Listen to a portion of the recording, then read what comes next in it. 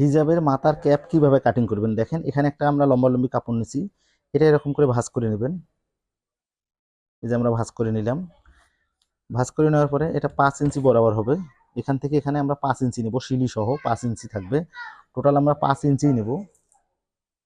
এই যে এখান থেকে এখানে আমরা 5 ইঞ্চি নিলাম। এই যে ভাঁজটা নিলাম, ভাঁজটা দেওয়ার পরে আমরা এখান থেকে আরেকটা ভাঁজ দিয়ে নেব। এই যে এইভাবে আমি যেভাবে কাপড়টা বিছাইছি আপনারাও সেম এইভাবে বিছাবেন, তাছাড়া কিন্তু হবে না। এখান থেকে আমরা এই দিকে নেব 5 ইঞ্চি।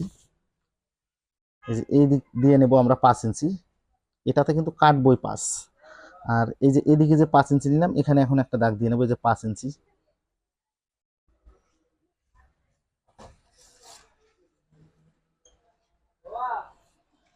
এই যে আমরা 5 দাগটা দিয়ে নিলাম।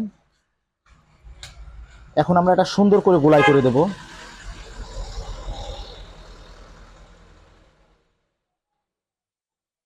এই যে